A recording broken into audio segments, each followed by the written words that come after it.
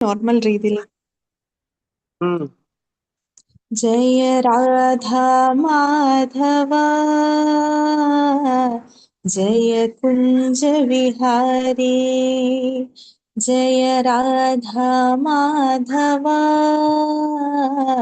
ജയ കുഞ്ച വിഹാരി ജയ ഗോപി ജനവല്ലഭ ജയ ഗിരിവരധാരി ജയ ഗോപി ജനവല്ലഭ ജയ ഗിരിവരധാരി യശോദനന്ദന വ്രജ ജനരഞ്ജന യശോദനന്ദന വ്രജ ജനരഞ്ജന യമുന തീരാവനചാരി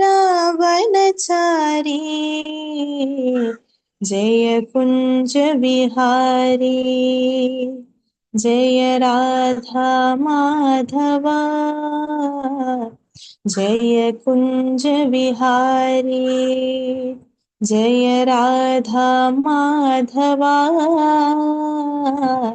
ജയ കുഞ്ച വിഹാരി ഹരേ കൃഷ്ണ കൃഷ്ണ കൃഷ്ണ ഹരേ ഹരേ ഹരേ രാമ രാമ രാമ ഹരേ ഹരേ ഹരേ കൃഷ്ണ കൃഷ്ണ കൃഷ്ണ ഹരേ ഹരേ ഹരേ രാമ രാമ രാമ ഹരേ ഹരേ. ഹരേ കൃഷ്ണ. ഹരേ കൃഷ്ണ പ്രഭു. രാജരാജൻ പ്രഭുവിനെ ക്ഷണിച്ചുകൊള്ളുന്നു. ഹരേ കൃഷ്ണ. എല്ലാവർക്കും നമസ്കാരം. എല്ലാവർക്കും വൈശാഖമാസാശംസകൾ. നമുക്ക് ആരംഭിക്കാം. നാരായണം നമസ്കൃത്യ നരം ചൈവ നരോത്തമം ദേവീം സരസ്വതിം വ്യാസം തതോ ജയമുദീരയേത്. നഷ്ടപ്രായേഷു ഭദ്രേഷു നിത്യം ഭാഗവത സേവയാ ഭാഗവതേ ഉത്തമ ശ്ലോകേ ഭക്തിർഭവതി നൈഷ്ടകേ. മൂകം കരോതി വാചാലം പങ്കും ലംഘയതേ ഗിരിം യത്കൃപാതമഹം വന്ദേ പരമാനന്ദമാധവം. ശ്രീഗുരും ദീനതാരിണം ശ്രീചൈതന്യ ഈശ്വരം. ഓം അജ്ഞാനതിമിരാന്തസ്യ ജ്ഞാനാഞ്ജനശലാകയാ ചക്ഷുരുന്മീലിതം യേന തസ്മൈ ശ്രീഗുരവേ നമഃ. ശ്രീചൈതന്യമനോഭീഷ്ടം സ്ഥാപിതം യേന ഭൂതലേ സ്വയം രൂപകഥാ മഹ്യം ദദാതി സ്വപദാന്തികം. വന്ദേഹം ശ്രീഗുരോ ശ്രീയുതപദകമലം ശ്രീഗുരൂൻ വൈഷ്ണവാംശ്ച ശ്രീരൂപം സാഗ്രജാതം സഹഗണ രഘുനാഥാനിതം തം സജീവം സാദ്വൈതം സാവധൂതം പരിജനസഹിതം കൃഷ്ണ ചൈതന്യദേവം ശ്രീരാധാ കൃഷ്ണപാദാൻ സഹഗണ ലളിത ശ്രീവിശാഖാനിതാംശ്ച. ഹേ കൃഷ്ണ കരുണാ സിന്ധോ ദീനബന്ധോ ജഗത്പദേ ഗോപേശ ഗോപികാ കാന്ത രാധാകാന്ത നമസ്തുതേ. തപ്തകാഞ്ചന ഗൗരാംഗീ രാധേ വൃന്ദാവനേശ്വരി വൃഷഭാനുസുതേ ദേവി പ്രണമാമി ഹരിപ്രിയേ. വാഞ്ചാകൽപതരുഭ്യശ്ച കൃപാ സിന്ധുഭ്യ ഏവ ച പതിതാനാം പാവനേഭ്യോ വൈഷ്ണവേഭ്യോ നമോ നമഃ. നമോ ഓം വിഷ്ണുപാദായ കൃഷ്ണപ്രേഷ്ഠായ ഭൂതലേ ശ്രീമദേ ഭക്തിവേദാന്ത സ്വാമിൻ ഇതി നാമിനേ. നമസ്തേ സാരസ്വതേ ദേവേ ഗൗരവാണി പ്രചാരിണേ നിർവിശേഷ ശൂന്യവാദി പാശ്ചാത്യദേശതാരിണേ. ജയ ശ്രീകൃഷ്ണ ചൈതന്യ പ്രഭു നിത്യാനന്ദ ശ്രീ അദ്വൈത ഗദാധര ശ്രീവാസാദി ഗൗരഭക്തവൃന്ദ. ഹരേ കൃഷ്ണ കൃഷ്ണ കൃഷ്ണ ഹരേ ഹരേ ഹരേ രാമ രാമ രാമ ഹരേ ഹരേ. ഓം നമോ ഭഗവതേ വാസുദേവായ. ഓം നമോ ഭഗവതേ വാസുദേവായ. ഓം നമോ ഭഗവതേ വാസുദേവായ. ഓം നമോ ഭഗവതേ വാസുദേവായ. ഓം തത്സത്.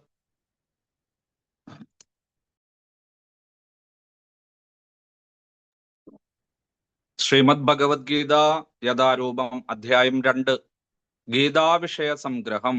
ശ്രീമദ് ഭഗവത്ഗീതയില് ഇനി പറയാൻ പോകുന്ന സകല വിഷയങ്ങളെ കുറിച്ചുള്ള ചെറിയ രീതിയിലുള്ള വ്യാഖ്യാനം, സംഗ്രഹം, സമ്മറി.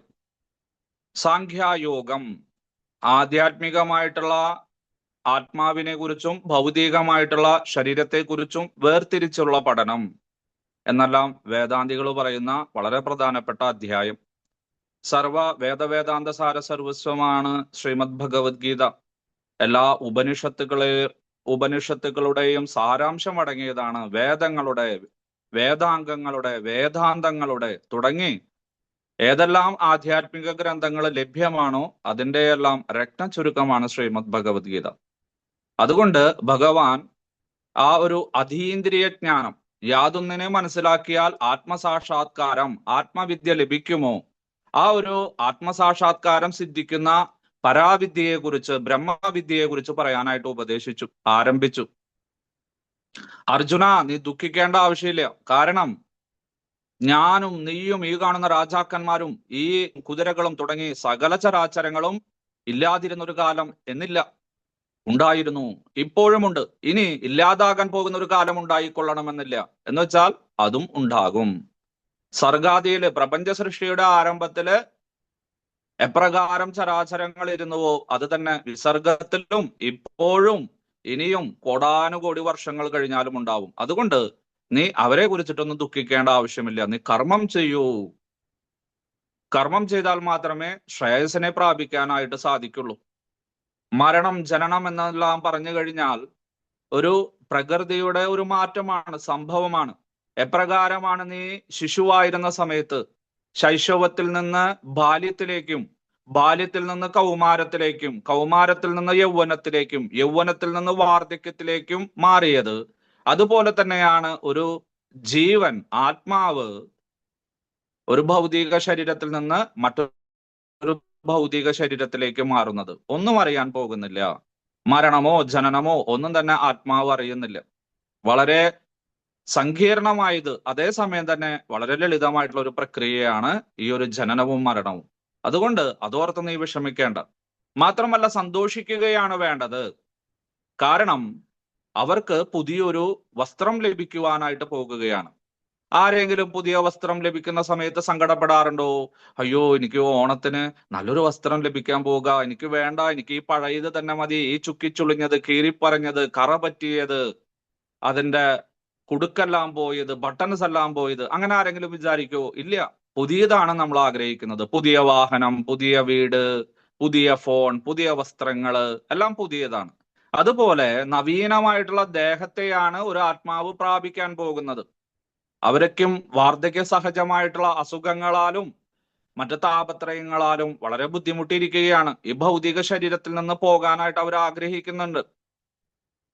എന്നെ കൺമുമ്പിൽ വെച്ച് യുദ്ധം ചെയ്യുന്നത് കൊണ്ട്, മരണമടയുന്നത് കൊണ്ട് അവർക്ക് ഊർധ്വലോകങ്ങളിൽ പോകാനായിട്ട് സാധിക്കും. ഇനി പാരമാർത്ഥിക തലത്തില് ആത്മാവിന് ജനനമോ മരണമോ ഇല്ല. ഇനി വ്യാവഹാരിക തലത്തിൽ നോക്കുകയാണെങ്കിലോ അവരെല്ലാം ബുദ്ധിമാന്മാരാണ്, ജ്ഞാനികളാണ്, യോഗികളാണ്, മഹാത്മാക്കളാണ്, മഹത്തരമായിട്ടുള്ള അനുഭവമുള്ളവരാണ്. എത്രയോ വർഷങ്ങൾ കഴിഞ്ഞിരിക്കുന്നു. അവർക്ക് വേദശാസ്ത്ര പുരാണങ്ങളിലെല്ലാം നല്ല പോലെ അറിവുണ്ട്. അതുകൊണ്ട് ഭീഷ്മപിതാമഹനും ദ്രോണാചാര്യർക്കും കൃപാചാര്യർക്കും ശല്യമാമനും എല്ലാവർക്കും അറിയാം. നീ അതോർത്ത് വിഷമിക്കേണ്ട, നീ നിന്റെ കർമ്മം ചെയ്യൂ എന്നെല്ലാം ഭഗവാൻ പറഞ്ഞ് അർജുനനെ ഇവിടെ ഉത്സാഹഭരിതനാക്കാനായിട്ട് പ്രവർത്തിക്കുന്നതായിട്ട് ചെയ്യാൻ സാധിക്കും. അർജുന, നിന്റെ ഈ ദുഃഖങ്ങളെല്ലാം അനിത്യങ്ങളാണ്, ക്ഷണികമാണ്, നിസാരമാണ്. കാരണം ഭൗതിക പ്രകൃതിയില് സുഖമെന്നോ ദുഃഖമെന്നോ ഇല്ല. ഇതെല്ലാം ഡ്യുവാലിറ്റി, ദ്വന്ദ്വമാണ്. നീ ദ്വന്ദ്വരഹിതനാവാനായിട്ട് ശ്രമിക്കൂ.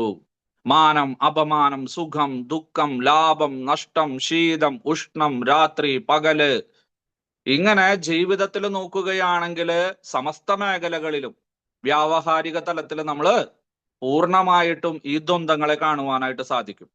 ഇനി അത് നമ്മുടെ ജീവിതത്തിൽ മുഴുവനായിട്ടും ഉണ്ടോ എന്ന് ചോദിച്ചു കഴിഞ്ഞാൽ ഇല്ല. അതെല്ലാം വന്നും പോയിക്കൊണ്ടിരിക്കും, വരും പോകും, വരും പോകും, വരും പോകും.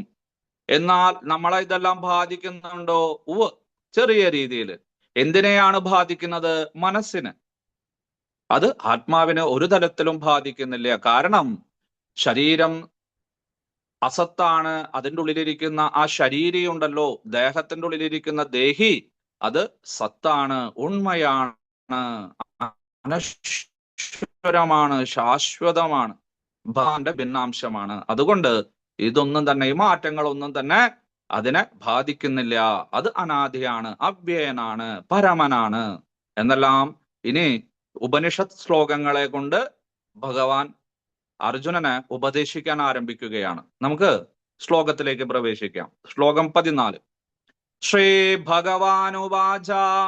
സർവലോക മഹേശ്വരൻ, പരമദിവ്യോത്തമ പുരുഷൻ, സർവയജ്ഞങ്ങളുടെയും സർവതപസ്സുകളുടെയും എല്ലാം ഭോക്താവ്, സർവചരാചരങ്ങളുടെയും സുഹൃത്ത്, മിത്രം, ഇങ്ങനെയുള്ള പരമദിവ്യോത്തമ പുരുഷനായിട്ടുള്ള ഭഗവാൻ ശ്രീകൃഷ്ണൻ കുന്തിപുത്രനായിട്ടുള്ള അർജുനനോട് ഇപ്രകാരം പറഞ്ഞു. മാത്രാ സ്പർശാസ്തു കൗന്ദേയ ശീതോഷ്ണാസുഖ ദുഃഖദാഹ ആഗമാപായിനോ നിത്യ താം തിദീക്ഷസ്വ ഭാരത. വളരെ വലിയൊരു ഉപദേശമാണ്. വിവർത്തനം. അല്ലയോ കുന്തിപുത്രനായ അർജുന, ക്ഷണികങ്ങളായ സുഖദുഃഖങ്ങളുടെ വരവും പോക്കും മഞ്ഞുകാലത്തിന്റെയും വേനൽക്കാലത്തിന്റെയും ഗതിവിഗതികൾ പോലെയാണ്. ഇന്ദ്രിയാനുഭൂതികളിൽ നിന്ന് അവയുണ്ടാകുന്നു. അല്ലയോ ഭാരത, അർജുന, അവയെ അസ്വസ്ഥനാകാതെ സഹിക്കാൻ ഒരാൾ പഠിക്കണം. ഈ ശ്ലോകത്തിന്റെ ആശയ വിശദീകരണം, ഭാവാർത്ഥം, പർപ്പട്ട്.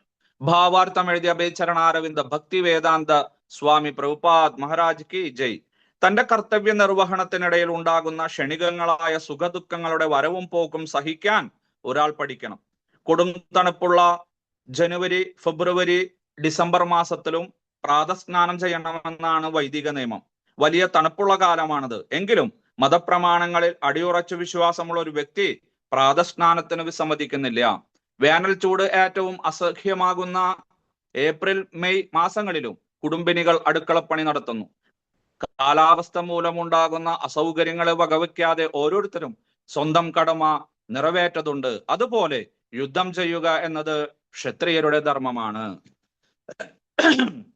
ഇനി കുറച്ചു നേരത്തേക്ക് ഭഗവാൻ ആ നശിച്ചു പോകുന്ന ശരീരത്തെക്കുറിച്ചും നശിക്കാതെ ഇരിക്കുന്ന ഉണ്മയായിട്ടുള്ള ആത്മാവിനെ കുറിച്ചും വിശകലന പഠനം, ഒരു തലനാരിഴ കീറിയുള്ള ഒരു പഠനം, അതിനെയാണ് സാഖ്യം അല്ലെങ്കിൽ സാഖ്യായോഗം എന്നെല്ലാം പറയുന്നത്. അതിലേക്ക് പതുക്കെ പ്രവേശിക്കുകയാണ്. അത് കഴിഞ്ഞ് കർമ്മയോഗത്തിലേക്കും, അത് കഴിഞ്ഞ് ജ്ഞാനയോഗത്തിലേക്കും, അത് കഴിഞ്ഞ് ഭക്തിയോഗത്തിലേക്കും പ്രവേശിക്കുന്നതായിട്ട് നമുക്ക് കാണാൻ സാധിക്കും. അപ്പൊ ഇവിടെ ആദ്യമേ തന്നെ നീ ദുഃഖിക്കാൻ അർഹതയില്ല. പാരമാർത്ഥിക തലത്തിലും അർഹതയില്ല, വ്യാവഹാരിക തലത്തിലും അർഹതയില്ല. കാരണം എന്താണ്? ആത്മാവിന് മരണമില്ല, ആത്മാവിനെ ഒന്നും ചെയ്യാനായിട്ട് സാധിക്കില്ല. അങ്ങനെ ആത്മാവിനെ കുറിച്ചിട്ട് വിശദമായിട്ടുള്ള ഒരു ചർച്ചയാണ് ഭഗവാൻ ഇവിടെ നടത്താൻ പോകുന്നത്. ഇപ്രകാരം ഭൗതിക ശരീരമായിട്ടുള്ള അസത്തിനെ കുറിച്ചും നാശരഹിതമായിട്ടുള്ള ആത്മാവിനെ കുറിച്ചുമുള്ള വിശകലനമായിട്ടുള്ള ഒരു പഠനം വേറെ ഒരു ശാസ്ത്ര ഗ്രന്ഥങ്ങളിലും നിങ്ങൾക്ക് കാണാൻ സാധിക്കില്ല. അതാണ് ശ്രീമദ് ഭഗവത്ഗീതയുടെ പ്രാധാന്യം. മാത്രാ സ്പർശാസ്തു കൗന്ദേയ. തു എന്നാലാകട്ടെ. കഴിഞ്ഞതിൽ നിന്ന് വ്യത്യസ്തമായിട്ട് പുതിയൊരു കാര്യം പറയുമ്പോഴാണ് ഈ തു എന്ന പദം ഉപയോഗിക്കുന്നത്. തു എന്നാലാകട്ടെ. കഴിഞ്ഞ കാര്യങ്ങളെല്ലാം പറഞ്ഞു. ഇനി ഭഗവാൻ അതിനെ കുറിച്ചിട്ട് വിശദമായിട്ടുള്ള വേറൊരു തരത്തിലേക്ക് നമ്മുടെ ചിന്തകളെ കൊണ്ടുപോകുകയാണ്. കൗന്ദേയ, കുന്തിപുത്രനായ അർജുന, തു എന്നാലാകട്ടെ. മാത്രകളും സ്പർശഃ സ്പർശങ്ങളും ശീത ഉഷ്ണ സുഖ ദുഃഖദാഹ. ശീതത്തെയും ഉഷ്ണത്തെയും ചൂടിനെയും തണുപ്പിനെയും സുഖത്തെയും ദുഃഖത്തെയും നൽകുന്നതാണ്. എന്താണ് മാത്ര, സ്പർശ? രണ്ട് വാക്കുകളാണ്, വേദാന്തത്തിൽ ഉപയോഗിക്കുന്ന രണ്ട് വാക്കുകളാണ് മാത്ര, സ്പർശ. മാത്ര അളവ്, അളവ് ഉപകരണങ്ങൾ, അതാണ് മാത്ര. ഇത്ര മാത്ര, ഇത്ര അളവിൽ കൊടുക്കണം, അല്ലെ? കൂടുതലും തമിഴ് വംശജരെല്ലാം പറയുന്ന ഒരു വാക്കാണ് മാത്ര. സ്പർശ, എന്താണ് സ്പർശങ്ങള്? നമ്മുടെ ഇന്ദ്രിയങ്ങള് ഏതെങ്കിലും വിഷയങ്ങളില് കൂട്ടിമുട്ടുമ്പോഴാണ് നമുക്ക് ആ വസ്തുവില് ആഗ്രഹം ഉണ്ടാകുന്നത്. അതിനെയാണ് സ്പർശ, വിഷയങ്ങൾ, ഭൗതിക വിഷയങ്ങൾ. ഏതൊക്കെയാണ് ഭൗതിക വിഷയങ്ങള്? ശബ്ദ, സ്പർശ, രൂപ, രസ, ഗന്ധ. ഇങ്ങനെ നമ്മുടെ ഇന്ദ്രിയങ്ങളെ പ്രലോഭിപ്പിക്കുന്ന, ഇന്ദ്രിയങ്ങളിൽ ആഗ്രഹങ്ങൾ ജനിപ്പിക്കുന്ന വിഷയങ്ങളെയാണ് എന്ത് പറയുന്നത്? സ്പർശ. അതായത് നമ്മുടെ ഇന്ദ്രിയങ്ങൾ സ്പർശിക്കുന്ന കാര്യങ്ങൾ. ഇന്ദ്രിയങ്ങൾക്ക് ഏതേത് കാര്യങ്ങളെയാണ് കൂടുതൽ സ്പർശിക്കണമെന്ന് തോന്നുന്നത്, അതാണ് സ്പർശങ്ങൾ, ഇന്ദ്രിയ വിഷയങ്ങള്. ഈ ഒരു വിഷയങ്ങളെ അളക്കുന്ന ഉപകരണങ്ങളാണ് മാത്ര എന്ന് പറഞ്ഞാൽ ഇന്ദ്രിയങ്ങള്. മാത്ര എന്ന് പറഞ്ഞാൽ ഇന്ദ്രിയങ്ങള്, സ്പർശ എന്ന് പറഞ്ഞാൽ ഇന്ദ്രിയ വിഷയങ്ങള്. ഈ ഇന്ദ്രിയങ്ങളും ഇന്ദ്രിയ വിഷയങ്ങളും ചൂടിനെയും തണുപ്പിനെയും സുഖത്തെയും ദുഃഖത്തെയും മാനത്തെയും അപമാനത്തെയും നിന്ദയെയും സ്തുതിയെയും ലാഭത്തെയും നഷ്ടത്തെയും രാത്രിയെയും പകലിനെയും വെയിലിനെയും മഴയെയും എല്ലാം തരുന്നതാണ്. കാരണം ഇതെല്ലാം ആപേക്ഷികങ്ങളാണ്. ഇതിന് യാതൊരു നിത്യവുമില്ല.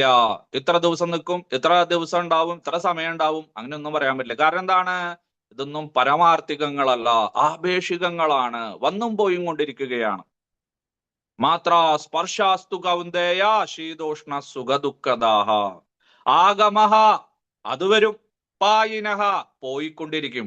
വന്നതെല്ലാം പോകും, പോയതെല്ലാം വരും. പ്രകൃതി നിയമമാണ്, വന്നും പോയിക്കൊണ്ടിരിക്കും. ഗതാഗതം അല്ലെ, വരുന്നു പോകുന്നു, സുഖമുണ്ടാകുന്നു ദുഃഖമുണ്ടാകുന്നു, ദുഃഖം പോകുന്നു സുഖം വരുന്നു, സുഖം പോകുന്നു ദുഃഖം വരുന്നു. ചൂട് തണുപ്പ് അല്ലെ, എല്ലാവരും ഒരു ചൂടിന്റെ അവസ്ഥയിലാണ്. ഇനി ജൂൺ ജൂലൈ മാസങ്ങളിലാണെങ്കിലോ നല്ല തണുപ്പ്. അങ്ങനെയാണ് പ്രകൃതി നിയമം. ഋതുഭേദങ്ങള്, നമ്മുടെ ജീവിതത്തിന്റെ അവസ്ഥകള്.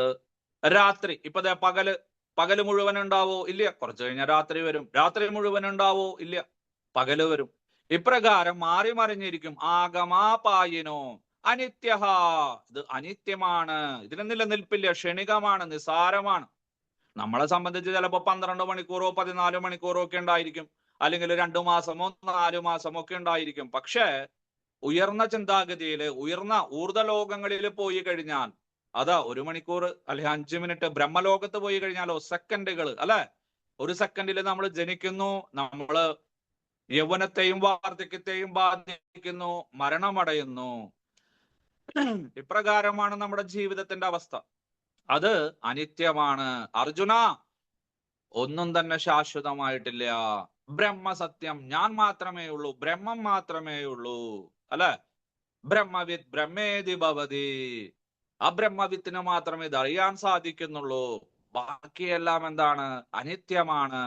ആഗമാപായിനോ അനിത്യഹ. അതുകൊണ്ട് നീ എന്ത് ചെയ്യണം? താൻ അതിനെയെല്ലാം, ഏതിനെ? ഈ ശീതത്തെയും ഉഷ്ണത്തെയും സുഖത്തെയും ദുഃഖത്തെയും മാനത്തെയും അപമാനത്തെയും ലാഭത്തെയും നഷ്ടത്തെയും നിന്ദയെയും സ്തുതിയെയും എല്ലാത്തിനെയും തിദിക്ഷസ്വ, സഹിക്കുവാൻ പഠിക്കണം. ഭാരത, അല്ലയോ ഭാരതത്തിൽ ജനിച്ചവനെ, ഭരതവംശത്തിൽ ജനിച്ചവനെ, ശ്രേഷ്ഠനായവനെ, ഒരു ഭാരതവംശജൻ, ഭാരതത്തിൽ ജനിച്ചിട്ടുള്ള ഒരാള് ഇതിനെയെല്ലാം സഹിക്കാൻ പഠിക്കണം. ഭഗവത്ഗീത വിദ്യാർത്ഥികളായിട്ടുള്ള നമ്മളോട് ആദ്യമേ തന്നെ തരുന്ന ഒരു ഉപദേശമാണ് ഈ ഒരു ശ്ലോകം. സാധാരണ ഇതിന് വലിയ പ്രാധാന്യമൊന്നും കൊടുക്കാറില്ലെങ്കിലും ഒരു ഭഗവത്ഗീത വിദ്യാർത്ഥി എന്ന നിലയിൽ, അല്ലെങ്കിൽ ഒരു നാമഘട്ട ലീഡർ എന്ന നിലയിൽ, അല്ലെങ്കിൽ ഒരു വൈഷ്ണവൻ എന്ന രീതിയിൽ നിങ്ങൾ എല്ലാവരും ജീവിതത്തിൽ അനുവർത്തിക്കേണ്ട ഒരു ഉപദേശമാണ് ഭഗവാൻ ആദ്യമേ തന്നെ ഭഗവത്ഗീത ഉപദേശിക്കുന്ന സമയത്ത് തരുന്നത്. എന്താണ്? താൻ തിരിക്ഷസ്വ ഭാരത, അലയോ ഭാരത, ഭാരതത്തിൽ ജനിച്ചവനെ. വേണമെങ്കിൽ കുറച്ചും കൂടി വിശാലമായിട്ട് നിരുക്തത്തിന്റെയും ഛന്ദസ്സുകളുടെയും സഹായത്തോടു കൂടിയിട്ട് നമുക്കതിനെ ഭാരത, ഭ ദീപ്തി പ്രകാശം ജ്ഞാനം വിജ്ഞാനം രഥായാം, അറിവിൽ വിരാജിക്കുന്നവനെ, അറിവിൽ നൃത്തം ചെയ്യുന്നവനെ, അറിവിൽ രഥം ചെയ്യുന്നവനെ, രതി ചെയ്യുന്നവനെ, ആനന്ദ നൃത്തം ചവിട്ടുന്നവനെ, ചവിട്ടുന്നവളെ, അതാണ് ഭാരത. അല്ലാതെ വെറുതെ ഭാരത എന്ന് പറഞ്ഞാൽ നമ്മൾ കണ്ണിൽ നിന്നെല്ലാം വെള്ളം ഒഴുകി ഭാരതം എന്റെ രാജ്യമാണ്, എല്ലാ ഭാരതീയരും എന്റെ സഹോദരി സഹോദരന്മാരാണ് എന്നെല്ലാം വികാരാധീനന്മാരായിട്ട് പ്രതിജ്ഞകളെല്ലാം നമ്മൾ ചൊല്ലിയിട്ടുണ്ട്, ഇനി ചൊല്ലാനും പോകുന്നുണ്ട്. പക്ഷെ ഇവിടെ ഭാരത എന്ന വാക്കിന് വളരെ നിഗൂഢമായിട്ടുള്ള അർത്ഥവ്യാപ്തിയുള്ള ഒരു അർത്ഥമാണ് ഇവിടെ വേദവ്യാസ മഹർഷി നമ്മുടെ ആചാര്യന്മാരുമെല്ലാം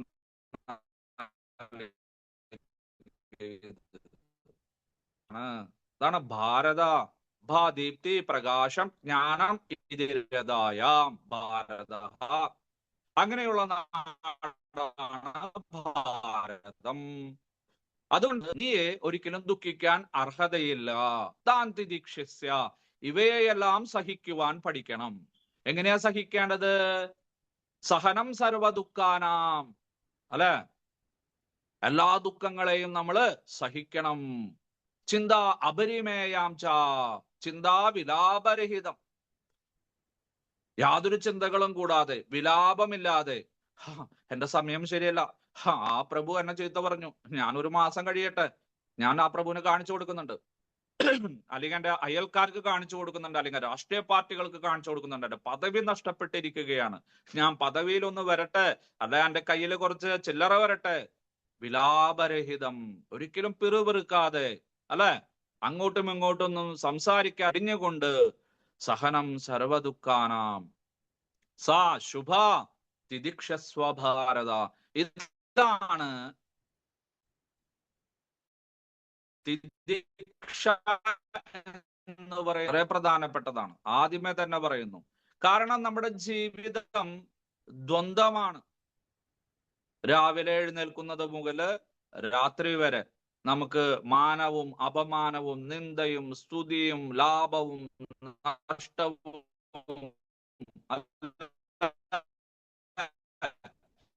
സകല ദ്വന്ദ്ങ്ങളിൽ കൂടെ നമ്മൾ സഞ്ചരിക്കുന്നു. അതിനെ ഒഴിവാക്കാൻ പറ്റുമോ നമുക്ക്? ഇല്ല, ഒഴിവാക്കാൻ പറ്റില്ല. അത് പ്രകൃതി നിയമമാണ്, നമുക്ക് ഒഴിവാക്കാൻ പറ്റില്ല. നമ്മൾ അതിനനുസരിച്ച്, സാഹചര്യത്തിനനുസരിച്ച്. ഒരു വീട്ടിൽ പോയി കഴിഞ്ഞാൽ മേശയും കസാരയും സോഫ സെറ്റും ഡൈനിങ് ടേബിളും ടീപ്പോയും എല്ലാം അങ്ങോട്ടും ഇങ്ങോട്ടും ഇരിക്കും. ചിലപ്പോൾ നമ്മൾ നടക്കുമ്പോൾ നമ്മുടെ കാല് തട്ടി എന്നിരിക്കും. അവരോട് മാറ്റാൻ പറയാൻ പറ്റുമോ? ഇല്ല. ആരാ ശ്രദ്ധിക്കേണ്ടത്? നമ്മൾ. സാഹചര്യത്തിനനുസരിച്ച് ലൈറ്റ് എല്ലാം ഇട്ട് പ്രകാശപൂരിതമാക്കി, നിങ്ങളുടെ ഇന്ദ്രിയങ്ങളെയും പ്രകാശപൂരിതമാക്കി, കണ്ണെല്ലാം തുറന്നു വെച്ച്, ചെവിയെല്ലാം തുറന്നു വെച്ചിട്ട് നമ്മൾ സഞ്ചരിക്കുകയാണെങ്കിലോ നമുക്ക് അപകടമൊന്നും ഉണ്ടാവില്ല. അല്ല, കണ്ണടച്ച് പാതി വെളിച്ചത്തില് പ്രകാശമില്ലാതെ, ആ ഒരു വകതിരിവില്ലാതെ, ശ്രദ്ധയില്ലാതെ ഓടി നടക്കുകയാണെങ്കിലോ കയ്യും കാലുക്കും ചെന്നിടിച്ച് നമുക്ക് പരിക്ക് പറ്റും, ഒടിവ് ചതവുകൾ ഉണ്ടാവും. ഇതുപോലെ തന്നെയാണ് ഈ ഭൗതിക ലോകവും. അതുകൊണ്ട് വളരെ ശ്രദ്ധയോടുകൂടിയിട്ട് ഇന്ദ്രിയങ്ങളെയെല്ലാം തുറന്നു വെച്ചുകൊണ്ട് വളരെ ശ്രദ്ധയോടുകൂടി ജീവിതം നയിക്കുകയാണെങ്കിൽ, സഹിക്കുകയാണെങ്കിൽ, തിദക്ഷസ്വ ഭാരത, നിനക്ക് ആ ഒരു പരമമായ അറിവിനെ നേടുവാൻ സാധിക്കും. കാരണം നീ ഭാരതത്തിൽ ജനിച്ചവനാണ്, ഭരതവംശത്തിൽ പിറന്നവനാണ്, നീ ശ്രേഷ്ഠനാണ്. നോക്കൂ, ഒരു പ്രോത്സാഹനം, ഒരു ഭഗവത്ഗീത വിദ്യാർത്ഥിക്ക് നൽകുന്ന പ്രോത്സാഹനമാണ്, ഉപദേശമാണ് ഇത്. കാരണം ജീവിതത്തില് എല്ലാം നശ്വരമാണ്. ശാശ്വതമായിട്ട് എന്തെങ്കിലും ഉണ്ടോ? ഇല്ല. ശാശ്വതമായിട്ടുണ്ടെങ്കിൽ ആ പരമനിരപേക്ഷ സത്യം, അബ്സല്യൂട്ട് ട്രൂത്ത്, ഭഗവാൻ, ബ്രഹ്മം, അത് മാത്രമേ ഉള്ളൂ. ചൂടിനെ കുറിച്ച്, അല്ലെ, ചൂട് ഇഷ്ടമാണോ എല്ലാവർക്കും എന്ന് ചോദിച്ചു കഴിഞ്ഞാൽ അല്ല. തണുപ്പ് ഇഷ്ടമാണോ? അല്ല. മധുരം ഇഷ്ടമാണോ? അല്ല. കയ്പ് ഇഷ്ടമാണോ? അല്ല. പുളി, ഇങ്ങനെ സകല ഭൗതിക വസ്തുക്കളും നോക്കുകയാണെങ്കിൽ നിങ്ങൾക്ക് ചില സമയത്ത് ഇഷ്ടം, ചില സമയത്ത് ഇഷ്ടക്കുറവ്. ഒരു വ്യക്തിക്ക് തന്നെ പല സാഹചര്യങ്ങളില്, വിഭിന്ന വ്യക്തികൾക്ക് വിഭിന്ന സാഹചര്യങ്ങൾ. ചെറുപ്പത്തിൽ നമുക്ക് ലഡു, പായസം, ഗുലാബ് ജാമുൻ, രസഗുള, മിഠായി എല്ലാം ഇഷ്ടമായിരുന്നു. യൗവനത്തിലേക്ക് പ്രാപിച്ചപ്പോൾ, ഒരു മധ്യവയസ്കെത്തിയപ്പോൾ താല്പര്യക്കുറവ് വന്നോ എന്നൊരു സംശയം, അല്ലെ? വേണമെങ്കിൽ കഴിക്കാം, വേണ്ടെങ്കിൽ കഴിക്കണ്ട. ഇനി വാർദ്ധക്യത്തിലായി കഴിഞ്ഞാലോ, അയ്യോ വേണ്ട, മധുരം കഴിക്കാൻ പറ്റില്ല, ലഡു വേണ്ട, ജിലേബി വേണ്ട. നോക്കൂ, ഒരു വസ്തുവിന് തന്നെ നിങ്ങളുടെ ജീവിതത്തിന്റെ പല കാലഘട്ടങ്ങളില് അതിന് ഇഷ്ടം, അനിഷ്ടം, അത് സുഖം തരുന്നുണ്ടായിരുന്നു. എപ്പോൾ? ചെറുപ്പകാലത്ത്. ഇപ്പൊ അത് ദുഃഖമാണ് തരുന്നത്. ഇനി ചൂടുവെള്ളം, അല്ലെ? ചെറുപ്പകാലത്ത് ചൂടുവെള്ളത്തിൽ കുളിക്കാൻ നിങ്ങൾക്ക് ഇഷ്ടമാണോ? കിണറിലത്തെ വെള്ളം, കുളത്തിലെ വെള്ളം, തടാകത്തിലെ വെള്ളം, കായലിലെ വെള്ളം, കടലിലെ വെള്ളം, പുഴയിലെ വെള്ളം, ഇതൊക്കെയായിരുന്നു സുഖം. ഇപ്പോഴാണെങ്കിലോ, അയ്യോ ചൂട്, വെള്ളം ചൂടാക്കി കുളിക്കാനായിട്ട്, അല്ലെ? ഒരു 50 വയസ്സ് കഴിഞ്ഞാൽ, 60 വയസ്സ് കഴിഞ്ഞാൽ ചൂടുള്ള വെള്ളത്തിൽ നോക്കൂ, ആ വെള്ളത്തിന് നിങ്ങൾക്ക് ഇഷ്ടം ഇഷ്ടമായിരുന്നു, ഇപ്പൊ നിങ്ങൾക്ക് അതിനോട് വെറുപ്പ്, അനിഷ്ടം. ഇനി ഫാൻ, AC അല്ലെ? ചൂടുള്ള ദിവസങ്ങളില്, നല്ല മാസങ്ങളില്, ഏപ്രിൽ മെയ് മാസങ്ങളില് എല്ലാവരും ഫാൻ ഇട്ട് AC എല്ലാം ഓൺ ചെയ്തിട്ടിരിക്കും. ഇനി ഡിസംബർ ജനുവരി മാസങ്ങളിൽ വരികയാണെങ്കിലോ, അയ്യോ ഫാൻ ഓഫ് ചെയ്യേ, തണുത്ത് വരയ്ക്കുന്നു, AC ഓഫ് ചെയ്യൂ. നോക്കൂ. ഇനി നിങ്ങളുടെ കൂടെ ആരെങ്കിലും ഇരിക്കുന്നുണ്ടെങ്കിലോ നിങ്ങൾക്ക് ഇഷ്ടമായിരിക്കും, നിങ്ങൾക്ക് ഫാൻ ഫുൾ സ്പീഡിൽ ഇട്ടാൽ ഉറങ്ങാൻ പറ്റുള്ളൂ, നിങ്ങളുടെ ഭാര്യയ്ക്ക് സഹിക്കില്ല. നിങ്ങളുടെ ഭാര്യയ്ക്ക് ഫുൾ സ്പീഡിൽ വേണം, 20 ഡിഗ്രിയിലോ 18 ഡിഗ്രിയിലോ AC വേണം, പക്ഷെ നിങ്ങൾക്ക് സാധിക്കില്ല, നിങ്ങളുടെ മക്കൾക്ക് സാധിക്കില്ല. നോക്കൂ, ഒരു അനുഭവം തന്നെ വ്യത്യസ്ത വ്യക്തികൾക്ക് വ്യത്യസ്ത അനുഭവങ്ങളായിട്ട് മാറുന്നു. ഒരു അനുഭവം തന്നെ നിങ്ങൾക്ക് വ്യത്യസ്ത കാലഘട്ടങ്ങളിലെ വ്യത്യസ്ത അനുഭവമായിട്ട് മാറുന്നു. അതുകൊണ്ട് ഭഗവാൻ ഇവിടെ പറയാണ്, ചൂടും തണുപ്പും സുഖവും ദുഃഖവും മാനവും അപമാനവും തുടങ്ങി സകല ദ്വന്ദ്ങ്ങളും വന്നും പോയിക്കൊണ്ടിരിക്കും. ആഗമഹ പായിനഹ. കാരണം എന്താണ്? അനിത്യഹ. അതെല്ലാം അനിത്യമാണ്. ഇതെല്ലാം പ്രകൃതിയിൽ ഇങ്ങനെ വരും പോകും, വരും പോകും, വരും പോകും, ജനിക്കുന്നു മരിക്കുന്നു, ജനിക്കുന്നു മരിക്കുന്നു, സുഖം വരുന്നു ദുഃഖം വരുന്നു. അതുകൊണ്ട് നിന്റെ ദുഃഖത്തിന് യാതൊരു പ്രസക്തിയുമില്ല അവിടെ. കാരണം കുറച്ചു കഴിഞ്ഞാൽ നീ യുദ്ധം ചെയ്യിക്കും, രാജാവാവും. നിന്റെ സഹോദരൻ യുധിഷ്ഠിര മഹാരാജാവ്, ധർമ്മപുത്രര് ചക്രവർത്തി സാമ്രാട്ടാവും. നീ സുഖലോലുപനായിട്ട് ജീവിക്കാൻ പോകുകയാണ്. അതിന്റെ മുന്നിൽ ഈ ദുഃഖമൊന്നും ഒന്നും തന്നെയില്ല അർജുന. അതുകൊണ്ട് ദുഃഖത്തെ ഉപേക്ഷിക്കൂ, എഴുന്നേൽക്കൂ, ഉത്തിഷ്ഠോ, വേഗം എഴുന്നേൽക്കുന്നേ. തിദിക്ഷസ്യ, ഇതിനെയെല്ലാം സഹിച്ചുകൊണ്ട്. പക്ഷെ പിറുപിറുക്കരുത്, മറ്റുള്ളവരുടെ മുന്നിൽ നീ കുറ്റം ആരോപിക്കരുത്, അവര് കാരണമാണ് വന്നത്, അങ്ങനൊന്നും വിചാരിക്കരുത്. സഹനം സർവ ദുഃഖാനാം, എല്ലാ ദുഃഖങ്ങളെയും സഹിച്ചുകൊണ്ട്. തിദിക്ഷസ്വ, ചിന്ത അല്ല, ചിന്താ വിലാപരഹിതം, എല്ലാത്തിനെയും നീ സഹിച്ചുകൊണ്ട് നീ ജീവിക്കുകയാണെങ്കിൽ നിനക്ക് അപരിപൂർണതയിലെത്തുവാനായിട്ട് സാധിക്കും. നമുക്ക് തരുന്ന വലിയൊരു ഉപദേശമാണത്. അതുകൊണ്ട് എല്ലാ ദിവസവും രാവിലെയും ഉച്ചയ്ക്കും വൈകുന്നേരം താൻ തിദിക്ഷസ്വ ഭാരത, എന്റെ ഭഗവാൻ പറഞ്ഞിട്ടുണ്ട് സഹിക്കാനായിട്ട്, അതുകൊണ്ട് ഞാൻ സഹിക്കുന്നു എന്ന് എല്ലാ മാതാജിമാരും പ്രഭുജിമാരും അമ്മായിമ്മമാരും നാത്തൂന്മാരും മരുമക്കളും അല്ലെ, എല്ലാവരും ഈ ഒരു ഉപദേശം സ്വീകരിക്കുകയാണെങ്കിൽ ഈ ലോകമെല്ലാം സമാധാനത്തിന്റെ വെള്ളരിപ്രാവുകളായിട്ട് നിങ്ങൾക്ക് കാണാനായിട്ട് സാധിക്കും. അതാണ് മാത്രാ സ്പർശാസ്തു കൗന്ദേയ ശീതോഷ്ണ സുഖ ദുഃഖദാഹ ആഗമ പായിനോ അനിത്യഹ താൻ തിദിക്ഷസ്വ ഭാരത. ഈ സ്പർശങ്ങളും ശബ്ദസ്പർശ രൂപരസഗന്ധങ്ങളാകുന്ന ഇന്ദ്രിയ വിഷയങ്ങളും അവയെ അളക്കുന്ന മാത്രകളും ഇന്ദ്രിയങ്ങളും, കണ്ണ് മൂക്ക് നാക്ക് ത്വക്ക് ചെവി കയ്യ് കാല് വിസർജനേന്ദ്രിയം ഉൽപാദനേന്ദ്രിയം അഥവാ പായു ഉപസ്ഥം തുടങ്ങിയിട്ടുള്ള സകല ഇന്ദ്രിയങ്ങളും എല്ലാം സുഖത്തെയും ദുഃഖത്തെയും നൽകുന്നവയാണ്. വസ്തുക്കളിൽ കാമമുണ്ടോ? ഇല്ല. ലഡുവില് കാമമുണ്ടോ? ലഡുവില് ഷുഗർ ഉണ്ടോ? അല്ലെങ്കിൽ ലഡുവ് ദുഃഖത്തെ തരുന്നതാണോ എന്ന് ചോദിച്ചു കഴിഞ്ഞാൽ അത് സുഖവും ദുഃഖവും തരുന്നില്ല. എപ്പോഴാണ് ഉണ്ടാകുന്നത്? നിങ്ങൾ അതുമായി സ്പർശം ചെയ്യുന്ന സമയത്ത്, അതുമായി കൂട്ടിമുട്ടുമ്പോൾ, നിങ്ങളുടെ ഇന്ദ്രിയങ്ങൾ അതുമായിട്ട് കൂട്ടിമുട്ടുമ്പോഴാണ് അത് സുഖത്തെയും ദുഃഖത്തെയും നൽകുന്നത്. അതിലില്ല, ആ സാധനത്തിലേ ഇല്ല. സ്ത്രീയുടെ ശരീരത്തിൽ കാമമുണ്ടോ? ഇല്ലേ ഇല്ല. എപ്പോഴാണ് കാമമായിട്ട് പരിഗണിക്കുന്നത്? നിങ്ങളുടെ നഗ്നനേത്രങ്ങൾ സ്പർശിക്കുന്ന സമയത്ത്, നിങ്ങളുടെ കയ്യും കാലും ഇന്ദ്രിയങ്ങളെല്ലാം സ്പർശിക്കുന്ന സമയത്ത്. വസ്തുവിലില്ല. കാരണം ആ സ്ത്രീയെ പിതാവ് നോക്കുന്നത് വേറെ കണ്ണിൽ കൂടെ, മാതാപിതാക്കള് സഹോദരങ്ങള് ബന്ധുമിത്രാദികൾ നോക്കുന്നതെല്ലാം വേറെ കണ്ണിൽ കൂടെ. പക്ഷെ ദുരാചാരിയായിട്ടുള്ള ഒരു വ്യക്തി നോക്കുന്നത് അവന്റെ വേറെ കണ്ണിൽ കൂടെ. അപ്പോ ഓരോരുത്തരുടെയും കാഴ്ചപ്പാടിനനുസരിച്ച് സ്പർശങ്ങൾക്കനുസരിച്ചിട്ടാണ് മാറ്റം വരുന്നത്. അല്ലെങ്കിൽ ആ വസ്തുവിൽ ഉണ്ടായിരുന്നെങ്കിൽ എല്ലാവർക്കും ഒരേപോലെ അനുഭൂതി വരണ്ടേ? അങ്ങനെ വരുന്നില്ല. പലർക്കും പല അനുഭൂതിയാണ് വരുന്നത്. അതുകൊണ്ട് വിഷയങ്ങളിലല്ല, മാത്രകളും സ്പർശങ്ങളുമാണ്, അതായത് ഇന്ദ്രിയങ്ങളും ഇന്ദ്രിയ വിഷയങ്ങളുമാണ് സുഖത്തെയും ദുഃഖത്തെയും എല്ലാം നൽകുന്നത് അർജുന, അല്ലാതെ വസ്തുക്കളല്ല. അവരെല്ലാം ഭൗതിക ശരീരത്തിന്റെ ഉള്ളിൽ സ്ഥിതി ചെയ്യുന്ന ആത്മാക്കളാണ്. ഭൗതിക ശരീരം നശിച്ചു പോകുന്നു, അതിനോർത്ത് എന്തിനു വിലപിക്കുന്നു? കാരണം അത് വന്നതാണ്, വന്നതിന് പോയേ മതിയാകൂ, പോയതിന് വന്നേ മതിയാകൂ. അതെല്ലാം ഗതാഗതം, ആഗമ, പായനഹ വന്നും പോയിക്കൊണ്ടിരിക്കും. അല്ലെ? മഴയെ നിർത്താൻ പറ്റോ? വെയിലിനെ നിർത്താൻ പറ്റോ? ഋതുഭേദങ്ങളെ നിർത്താൻ പറ്റോ?